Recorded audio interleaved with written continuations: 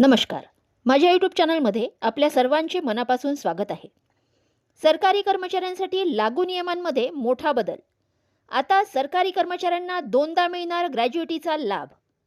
सरकारी कर्मचारी व पेन्शनधारकांसाठी एक महत्त्वाची अपडेट.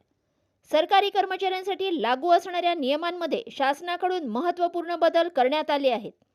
सरकारकडून ग्रॅज्युइटीच्या नियमांमध्ये महत्त्वपूर्ण बदल करण्यात आले आहेत.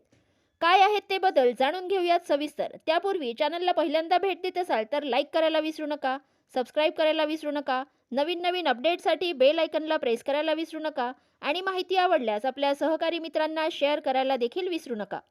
सरकारकडून ग्रॅज्युइटीच्या नियमांमध्ये बदल करण्यात आले आहे. हे बदल department of pension and pensioners वेलफेअरकडून करण्यात आले आहेत. या बदलाचा पेन्शन सिस्टम अंतर्गत येणाऱ्या कर्मचाऱ्यांवर परिणाम होणार आहे. सरकारी कर्मचाऱ्यांना मिळणाऱ्या ग्रॅज्युइटीबाबत बदललेल्या नियमांचे ऑफिस मेमोरंडम नुकतेच जारी करण्यात आले आहे. सरकारी कर्मचाऱ्यांचे ग्रॅज्युइटीबाबत जे गैरसमज होते ते सर्व गैरसमज आता दूर होणार आहेत. काय सांगतात ग्रॅज्युइटीबद्दलचे नवीन नियम?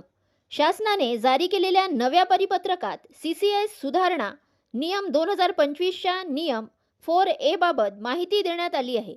या नियमानुसार सरकारी कर्मचाऱ्यांचे सरकार आणि सार्वजनिक उपक्रमात किंवा एखाद्या स्वायत्त संस्थेत दोन्ही ठिकाणी काम केले असेल तर त्यांना दोन्ही ठिकाणाहून ग्रॅज्युइटी मिळत आहे.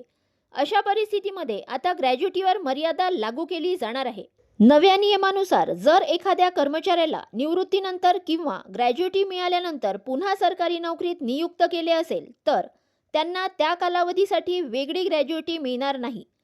सार्वजनिक क्षेत्रातील उपक्रम हे जर सरकारी सेवेत सहभागी झाले असतील तर त्या सरकारी सेवेसाठी ग्रॅज्युइटी मिळणार आहे.